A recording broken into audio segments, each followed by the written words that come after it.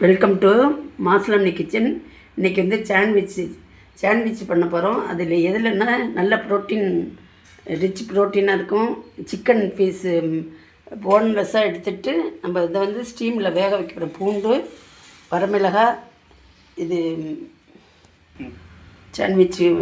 Chicken சாண்ட்விச்சுக்கு தேவையான பொருட்கள்: வரமிளகாய், பூண்டு, சின்ன வெங்காயம், சீஸு, முட்டை, சிக்கன், தயிர், இது மிளகுத்தூள், தாளிக்கிறப்ப சொல்கிறேன், ப்ரெட்டு, மெயினான இன்க்ரீடியன்ஸ். சரி, இப்போ வந்து ஸ்டீமில் வேக வச்சுக்கலாம். இப்போ வந்து நம்ம ஸ்டீமில் வேக வைக்க போகிறோம். இது வந்து இட்லி பானையில் வைக்கலாம், இல்லாட்டி பாத்திரத்தில் கூட வேக வச்சுக்கலாம். இது இட்லி வேணால் 4-5 இதில் இருக்கனால ஒவ்வொன்றும் ஒவ்வொன்றில் வேக வைக்கலாம், கன்வீனியண்ட்டாக இருக்கும்.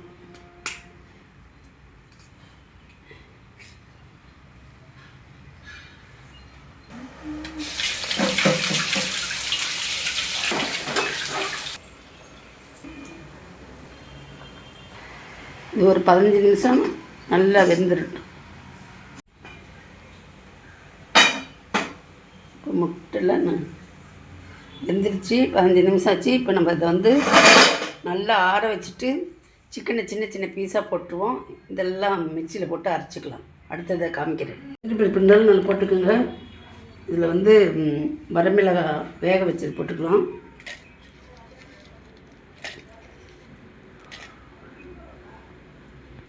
முட்டை,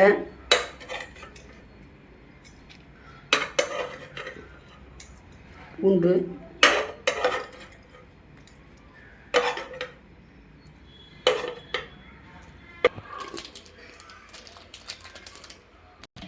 சீஸ் போட்டுக்கலாம், மிளகுத்தூள் போட்டுக்கலாம்,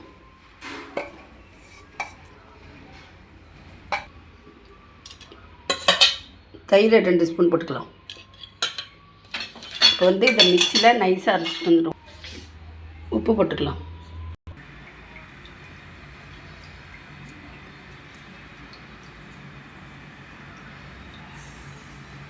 இது சிக்கன் பீஸ், கேரட்டு,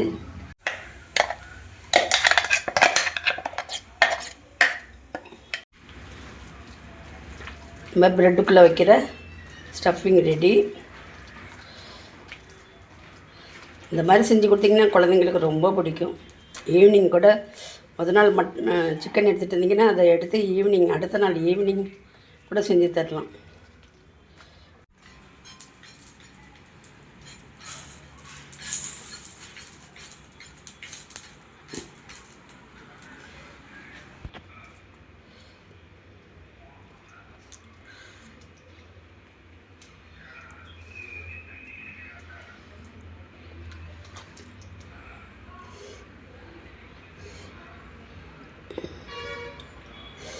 இதில் குடமிளகாய் இருந்தால் கூட போட்டுக்கோங்களேன்.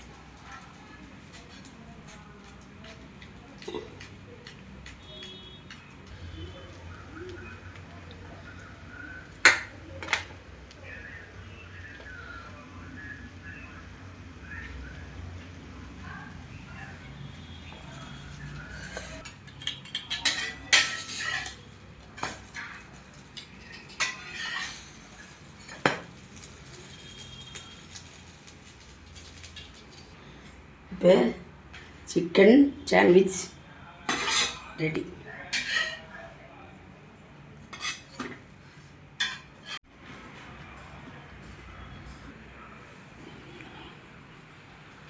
சிக்கன் ரிச் ப்ரோட்டீன், குழந்தைங்களாம் விரும்பி சாப்பிடுவாங்க.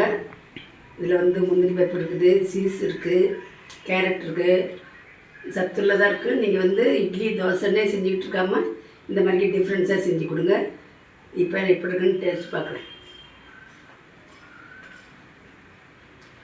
இதுதான் நம்ம வந்து பேக்கரியிலலாம் வாங்கித்தரோம்.